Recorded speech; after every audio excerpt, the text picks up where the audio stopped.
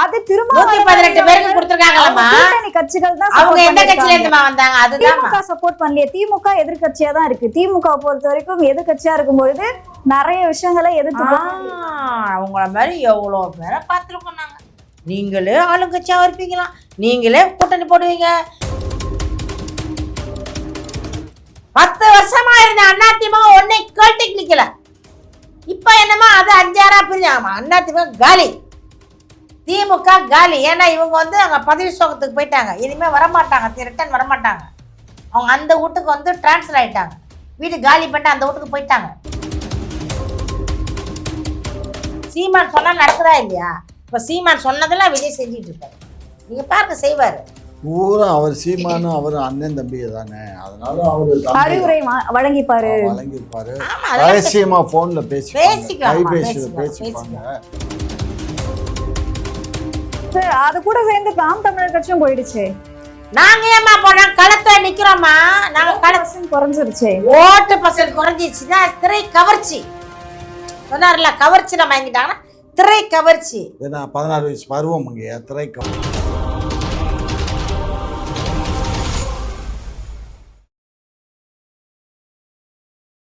இப்போ மேம் வந்து பேசிட்டு இருக்கும்போது சொன்னாங்க, விஜய் இன்னும் ஆட்சி அமைக்க ஆரம்பிக்கவே இல்லை, இன்னும் ஆட்சியே பண்ணல அப்படின்ற மாதிரி வந்து சொல்றாங்க. விஜய் அவர்கள் ஆட்சி பண்ணலையா?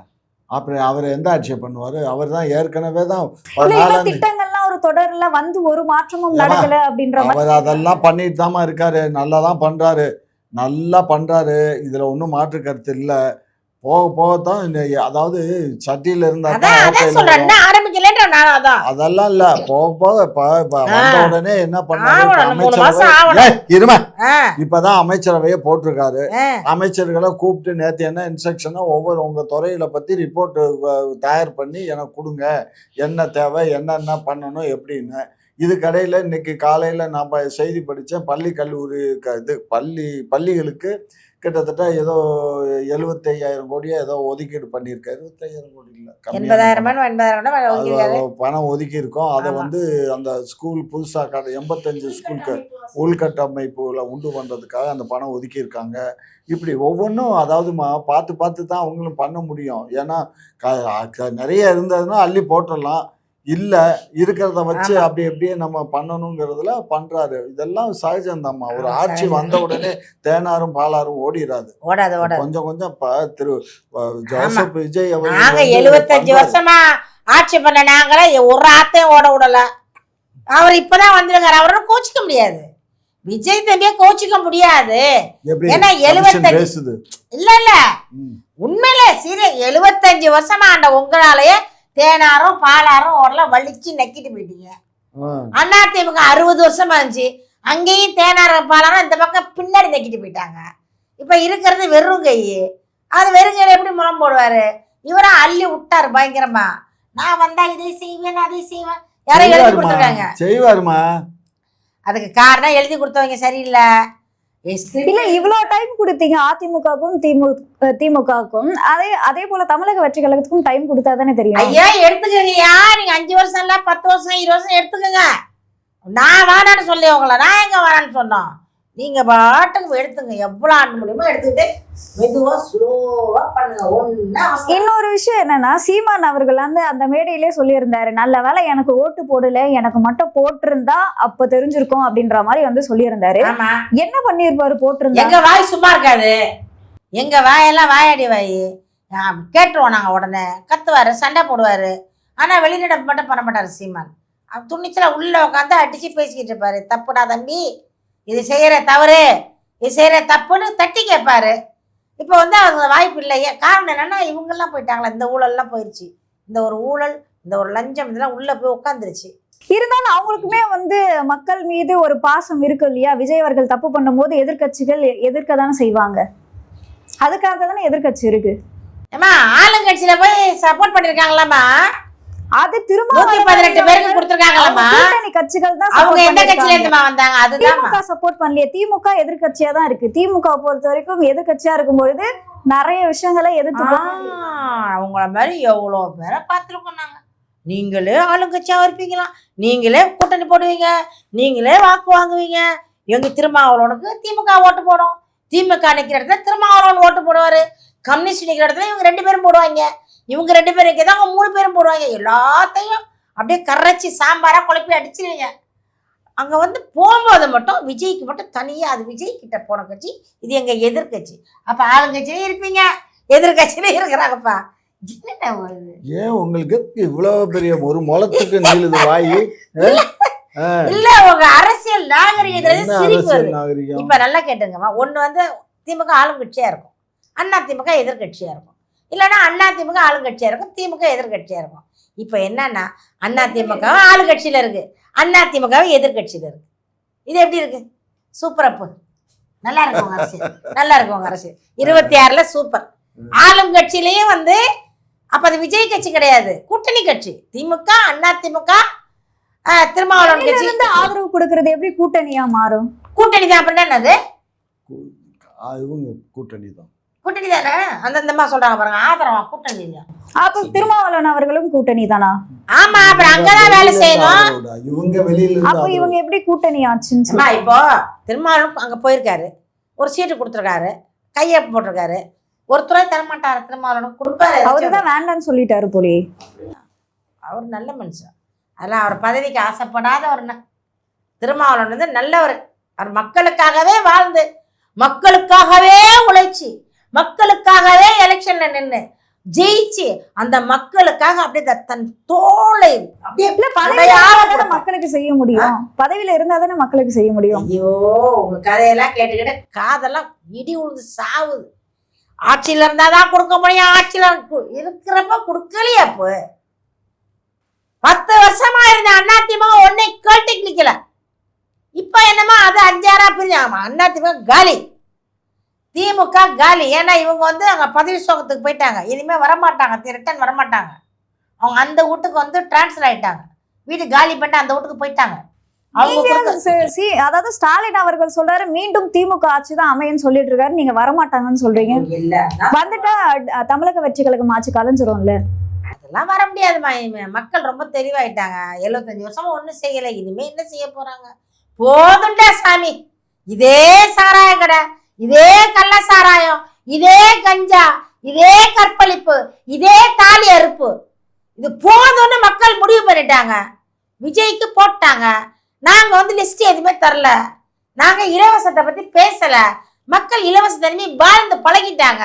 அப்ப இலவசத்தை அள்ளி தெளிச்சாரு இவரு, மக்கள் ஓட்டு போட்டாங்க, அவ்வளவுதான். அவரை தான் இந்த திரை கவர்ச்சி. சினிமாவில் நடிச்சிட்டாரு.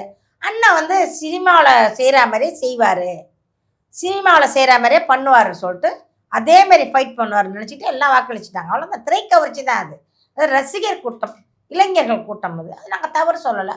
மக்கள் வந்து கொஞ்ச நாள் பார்க்கட்டும், நல்லா பண்ணட்டும், தம்பி பண்ணட்டும், ஆட்சி பண்ணட்டும். நாங்களும் அந்த நாட்டில் தானே இருக்கோம், நாங்கள் அவர் ஆட்சியில் தான் வாழ்ந்து ஆகணும். நல்லா இருந்தால் பாராட்டுவோம், நல்லா இல்லைன்னா கேள்வி கேட்போம். நாம் தமிழர் எப்பொழுதும் கேள்வி கேட்டுக்கொண்டே இருக்கும்.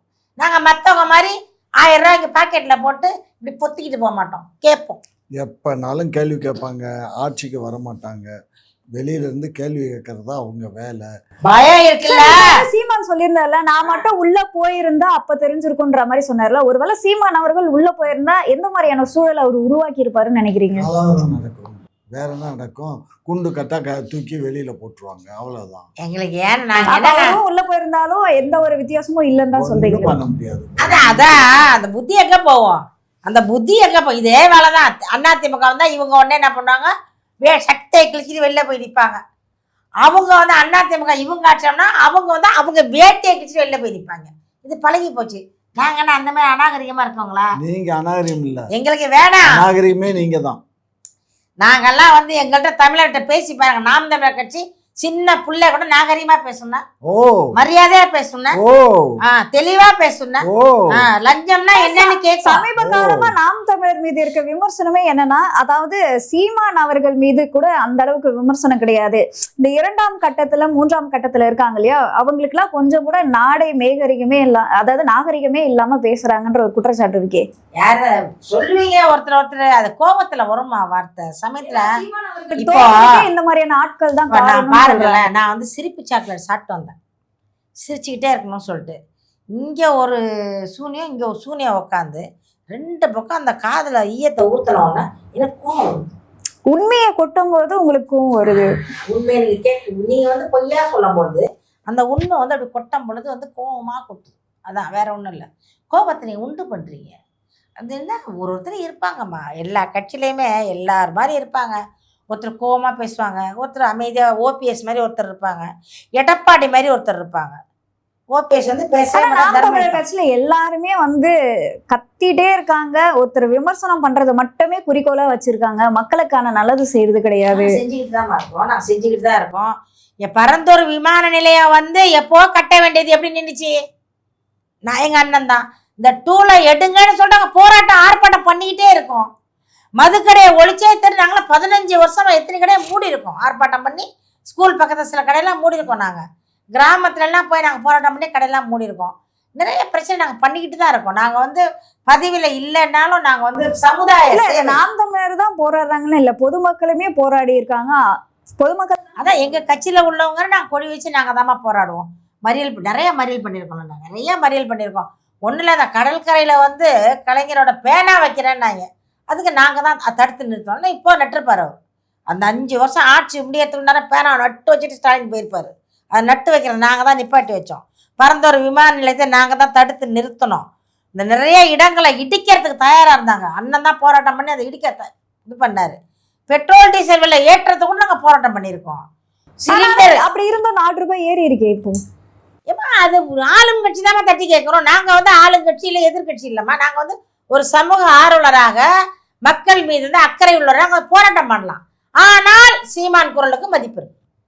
சீமான் சொன்னால் நடக்குதா இல்லையா? இப்போ சீமான் சொன்னதெல்லாம் விஜய் செஞ்சுட்டு இருப்பாரு. நீங்க பாருங்க, செய்வாரு. பூரா அவர் சீமானு அவர் அண்ணன் தம்பியை தானே, அதனால அவரு அறிவுரை வழங்கிப்பாரு, வழங்கியிருப்பாரு.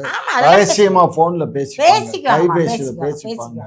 இவர் என்ன சொல்றாரோ அதை கேட்டு அவர் செய்வார். நாங்க என்ன இந்தியா பாகிஸ்தானா? 2 பேரும் தமிழ்நாட்டுல இருக்கோம். ஆமா, அரசியல் கோவப்படும். ஆனா இங்கிட்டு நில்லு அங்கிட்டு நில்லு நடுரோட்ல நின்று லாரி ஏற்றி செத்து போயிடுவான்னு சொல்றது அதுவும் ஒரு புத்தி சொல்றதா தான். ஆமா, அப்படித்தான் எடுத்துக்கணும். நம்ம பிள்ளைய சொல்றோம்ல, நாய பார்த்து போ, வண்டியில மெதுவா போ, எவனாச்சும் பின்னாடி அடிச்சுட்டு போயிடுவான், ஓரமா போன்னு சொன்னோமா பிள்ளைய தானே சொல்றோம்.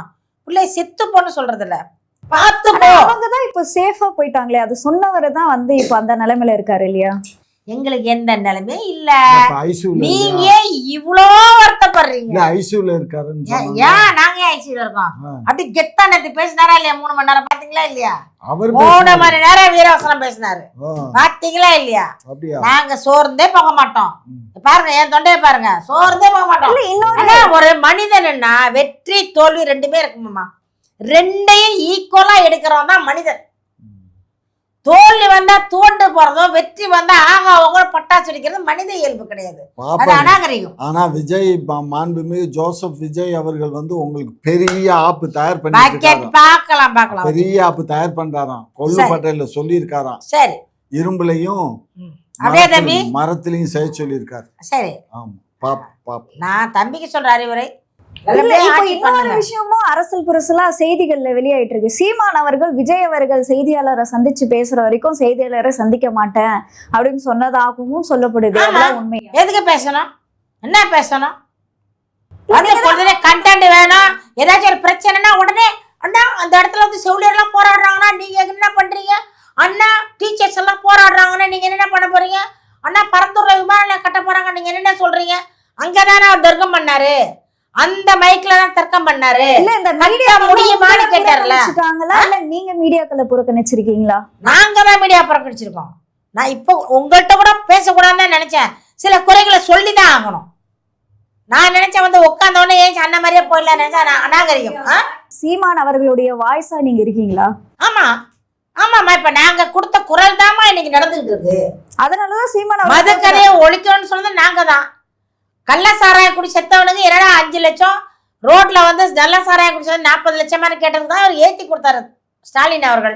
ஒரு இதுலையும் நாங்கள் வந்து போராட்டம் பண்ணிக்கிட்டு தான் இருக்கோம். சட்டமன்றமாகட்டும், நாடாளுமன்றமாகட்டும், எந்த பிரச்சனையாக நாங்கள் பேசிக்கிட்டு தான் இருக்கோம். எதுக்கு கமிஷன் வாங்குறதுக்கு? நாங்க 10 சொல்லுங்க, கமிஷன் சொல்லுங்க.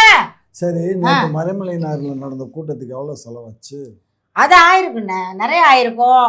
அங்கே வந்து நிறைய பேர் வந்து இந்த அவரவர்களாக இது காசு டொனேஷன் பண்ணி போட்டுதான் பண்றது. அது சீமான் மொத்தமா போட மாட்டாரு, ஒரு ஒரு பகுதியா கலெக்ட் பண்ணி. இப்போ நான் கொடுக்குறேன் ஒரு 1000 ரூபாய் கொடுப்பேன், நீங்க 1000 ரூபாய், அது 1000 ரூபாய் கொடுத்தீங்கன்னா மொத்தமா சேர்த்து ஒரு இந்த ஏரியாவில் போயிடுது.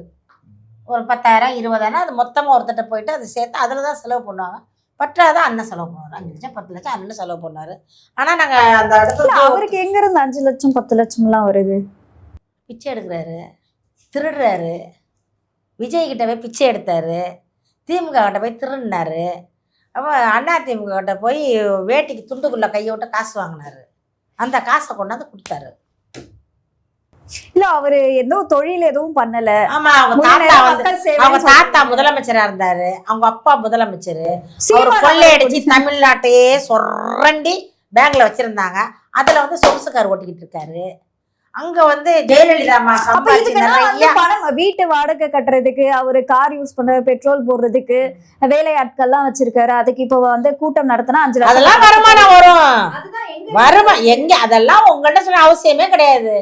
உங்கள்கிட்ட நீங்க யாரு, நீங்க யார் இத கேக்குறது? சார் இத பத்தி நீங்க என்ன சார் நினைக்கிறீங்க? இல்ல அதாவது மறைமலை நகர்ல வந்து கூட்டம் வந்துச்சான்னா வந்துச்சு. அந்த கூட்டம் மாத்திரம் ஓட்டு போட்டிருந்தா என்ன, ஒரு 10,000 ஓட்டு இல்ல 20,000 ஓட்டு தானே விழும். அவ்வளவுதானே. ஒரு 20,000. அது சென்னையில மட்டும் கூடிய கூட்டம் தான். இந்த கதையெல்லாம் விடாத. கொஞ்சம் ஒரு லட்சக்கணக்கான பேர் என்ன 5,000 10,000ன்றீங்க? சரிம்மா, 1 லட்சம் வச்சுக்கோ. 1 லட்சம் பேரு. சரி, அது 1 லட்சம் பேர் தமிழ்நாட்டுல இருந்து எல்லாம் வந்தாங்க. அப்புறம் ஏன் வீட்டுல 10 ஓட்டு இருக்கு, நான் மட்டும் தான் போயிருந்தேன். 9 ஓட்டு வீட்டுல தான் இருந்துச்சு. கதை விடாத. 1 லட்சம் பேர் வர்றாங்க. இந்த 1 லட்சம் பேர் 10 தொகுதியில இருந்தோ இல்ல 20 தொகுதியில இருந்தோ வந்தா இந்த 10 லட்சம் இந்த மாதிரி சொல்றபடியா 2 லட்சம் கூட வச்சுக்கோ. 2 லட்சம் பேர் 20 தொகுதிக்கு பிரிச்சா என்னம்மா ஓட்டு வரும்? என்ன ஓட்டு வந்துடும்? எல்லாம் 10,000 5,000 கம்மியா தானே ஓட்டு. 2,000 3,000 தானே ஓட்டு வந்து அவ்வளவுதான் வந்து. வெற்றி தமிழன் வந்து இப்ப என்ன ஓட்டு வாங்கினாரு? ஏற்கனவே அந்த தொகுதியில எம்பி எலெக்ஷன்ல 20,000 ஓட்டு வந்துச்சு. எம்பி எலெக்ஷன்ல 20,000 ஓட்டு. இப்ப வந்து 4,000 ஓட்டு தான் வாங்கினாரு. 4,500 ஓட்டு வாங்கியிருக்காரு. அது ஏற்கனவே 15,000 20,000 வந்தது. இப்ப வெறும் 4,500 வந்திருக்கு. இது என்ன காரணம்னா அந்த விஷயம் ஓட்டுக்கு 5,000 கொடுக்குறீங்க. ஓட்டுக்கு 5,000 கொடுத்தா நாங்க ஜெயிச்சிருக்கணுமா இல்லையா? யாரு? நாங்க ஓட்டுக்கு காசு கொடுத்திருந்தா நாங்க ஜெயிச்சிருப்போம். நீங்க 5,500 ரூபாய் கொடுத்தீங்க. அப்புறம் 2,000 கொடுத்தாரு. யாரு? எடப்பாடி 3,000 கொடுத்தாரு. யார் 2,000? எல்லாரும் கொடுத்தாங்க. விஜய் கட்சியிலே விஜய் கட்சியில இருந்து 10 பைசா எவனும் கொடுக்கல. கையை அறுத்துக்கிட்டா கூட சுண்ணாம்பு தர மாட்டாரு விஜய். அது வந்து புது கட்சியில. அதனால புது கட்சி அண்ணன் சொன்னார்ல, நாங்க 15 வருஷமா கத்திட்டு இருக்கோம். 15 வருஷமா கத்திட்டு ஒருத்த வந்து வீட்டை இடிக்கிறான், உடனே அண்ணா சீமான் அண்ணா வாங்க. வீட்டை கொளுத்துறான், அண்ணா சீமான் அண்ணா வாங்க. ஆத்தா அம்மா மணலெல்லாம் அள்ளி அரிச்சு திங்கிறானுங்கன்னா வாங்க சீமான் அண்ணா. அதுக்கெல்லாம் சீமான் கொஞ்சம் இப்ப மணல் ஒண்ணு எனக்கு வருது. நேத்திக்க வந்து ஒரு 2 லாரி பெரிய வீல் போட்டார்ல, அது வந்து கிட்டத்தட்ட 40 டன்னு மணல் 2 லாரியில ஏத்திக்கிட்டு நாகர்கோயில்ல இருந்து கேரளா போகுது. அத ஒருத்தர் அதை பிடிச்சி நிப்பாட்டல. அவரு அந்த லாரியை பேசுறாரு. திமுக ஆட்சியில தான் போகுதுன்னு சொன்னா இப்ப தாவேக ஆட்சியிலையும் பாருங்க எத்தனை லாரி மணல். இது கிட்டத்தட்ட 10 லாரியில ஏத்த வேண்டிய மணலை எத்தனை டயர் பாருங்க, 20 டயர் போட்ட வண்டியில இந்த மணல் போகுது அப்படின்னு படத்தை பிடிச்சி வீடியோ, பெரிய வீடியோ எடுத்து காட்டான். சரியா? அப்ப எல்லா 2 லாரி எல்லா ஆட்சியிலையும் இது நடக்கதான் செய்யும். புரியுதா? ஆகையினால திமுக காரன் தான் மணல் இந்த குரூப் திருட்டு கூட்ட திருவண்ணாமலைங்க மணலை திருநது இவங்க தான் ஓனர். இவங்க நீங்க இந்த பக்கம் போய் மணல் குவாரிலாம் பாத்திருக்கீங்களா? இங்க இருந்து மழை அளவுக்கு மணலை அரிச்சாந்து கொட்டி வச்சிருக்காங்க. அது கவர்மெண்ட் மண்ணு. இப்படியே சொல்லி சொல்லி சொல்லியேதான் ஊரை பூரா நாரடிச்சு மண்ணை பூரா அள்ளி கீழே சேருதானே இருக்கு. மீனெல்லாம் முன்னெல்லாம் ஆத்துல அப்படி புடிஞ்சு பார்த்தா கீழே மீன் ஓடுறது தெரியும். இப்ப கீழே வந்து அகல பாதாளத்துல இருக்கு. ஆறு எங்க இருக்கு? ஆறு எங்க இருக்கு? ஆறே தெரியாதுல்ல. அப்புறம் நீ எல்லாம் இருந்த வரைக்கும் எப்படி இருக்கும்? உருப்பிடுமா? இவர்கள் ஆறை யார் சாப்பிட்டா? திராவிட மாடலும் அதிமுகவும். மலையை யாரு? கமிஷன் யார் வாங்கினா? திமுக. திமுகவா பிஜேபி காங்கிரஸ் இந்த பாரு இந்த கதையெல்லாம் விடக்கூடாது. காங்கிரஸ் நாகர்கோயில்ல தென்காசியில எல்லாம் கமிஷன் வாங்கினது யாரு? மதுரையில கமிஷன் வாங்கினது யாரு? கையங்கலமா பிடிபட்டது யாரு? உங்களுக்கு தான் யாருன்னா உங்களுக்கு தான் தெரியும். வாங்குறது தான் கரப்ஷன் கமிஷன் கட்டிங்க உங்களுக்கு தான் தெரியும் எல்லாமே. இங்க பாரு ஊழல்ல தலைச்ச கட்சி நீங்க தான். அதனாலதான் வச்சாங்க பாருங்க ஆப்பு. நாம் தமிழர் வாங்கின கமிஷனை தான் விளம்பரப்படுத்தினா தென்காசியில. நாம் தமிழர் கட்சியில உள்ளவரு தட்டி கேட்டாரு, அதுக்குதான் அவர் வெட்டி கொலை பண்ணாரு. கேட்கல கட்டிங் கேட்டாரு. ஆமா ஆமா ஆமா கேட்கல இப்படியே கட்டிங் சொல்லுங்க, கேட்டாரு. இப்படியே சொல்லி தானா எடுத்துட்டு நீங்க எப்படியே தப்பிச்சீங்க எல்லாம் திருட்டுக்கிட்டு. ஆமா மலையில யாரா போறா? முதல்ல போறது திமுக, ரெண்டாவது பின்னாடியே அண்ணா திமுக. அப்படியே கோமணத்தை பிடிச்சிட்டே போவோம். திமுக கோமணத்தை பிடிச்சிட்டு அண்ணா திமுக போவோம். 2 பேர் திருடர்கள் தான். 2 பேர் அண்ணா திமுகவும் திருடர்கள், திமுகவும் திருடர்கள். இங்கேயும் கொல்ல அங்கேயும் கொல்ல. வழக்கமா நாங்க சொல்றதுதான். இங்கேயும் கொலை அங்கேயும் கொலை, இங்கேயும் பாலியல் அங்கேயும் பாலியல், இங்கேயும் சாராய கடை அங்கேயும் சாராய கடை, இங்கேயும் சாராய ஆலை அங்கேயும் சாராய ஆலை, இங்கேயும் பாலியல் அங்கேயும் பாலியல், இங்கேயும் தாலி அறுப்பு இங்கேயும் சங்கிலி பருப்பு. 2 கட்சி ஒண்ணுதான். ஆனா விஜய் வந்து 2 கட்சியை ஒழிச்சிட்டாரு. அதுல எங்களுக்கு மகிழ்ச்சி தான். விஜய் வென்றது ஒரு பக்கம், ஆனா 2 கட்சி போச்சு பார்த்தீங்களா, அதுல மகிழ்ச்சி எங்களுக்கு. அது கூட சேர்ந்து நாம் தமிழர் கட்சியும் போயிடுச்சு. நாங்க ஏமா போனோம்? களத்துல நிக்கிறோமா நாங்க? களம் குறைஞ்சிருச்சு. ஓட்டு பர்சன்ட் குறைஞ்சிச்சுன்னா திரை கவர்ச்சி சொன்னார்ல, கவர்ச்சி நம்ம வாங்கிட்டாங்கன்னா திரை கவர்ச்சி. 16 வயசு பருவம் திரை கவர்ச்சி, சினிமா கவர்ச்சி. ஒண்ணு இல்ல, சினிமாவில வந்தாரு அவரு. அவர் அப்படியே ஓடுறவங்க அப்படியே கடத்திக்கிட்டு போனா பின்னாடியே பறந்து ஓடி போய் அப்படியே காப்பாத்துவாரு ஹீரோயினிய. யாரு? விஜய். தற்போதைய முதலமைச்சர் விஜய், ஜோசப் விஜய் வந்து ஓடி காப்பாத்துவாரு. 50 பேர் அப்படியே ஊடால பூந்து சண்டை போடுவாரு. அப்புறம் வந்து தீ வந்து மலமலன்னு எரிஞ்சுக்கிட்டு இருக்கும், அங்கே செத்து உளுந்துக்கிட்டு இருப்பாங்க. இவர் மட்டும் அந்த தீ ஜுவாலையில அப்படி உள்ள பூந்து வெளியில வருவார். அந்த மாதிரிலாம் படம் நடிச்சாரு. மக்கள் இளைஞர்கள் தானே, இதெல்லாம் நிஜம். விஜய் வந்து இப்படிதான், நம்மள 10 பேர் அடிச்சா கூட விஜய் வந்து நடுப்புற காப்பாத்திடுவாரு. நம்ம அக்கா தங்கச்சே பாதுகாப்பாரு. யாரையாச்சும் ஒரு பின்னாடி போனா பின்னாடியே வரட்டிட்டு போய் அடிச்சு கொண்டுவாரு. அதனால புட்டிச்சா போலீஸா வந்தாருன்னா போலீஸ்கார் ட்ரெஸ்ஸை போட்டு அப்படி ஷூட் பண்ணுவார். டக்குனு துப்பாக்கில் அப்படி காட்டுவார். அப்படியே அந்த மாதிரிலாம் நினச்சி மக்கள் ஓட்டு போட்டாங்க. அறியாத மக்கள், புரியாத மக்கள், திரை மயக்கம், திரை கவர்ச்சிங்கிறது இதுதான்.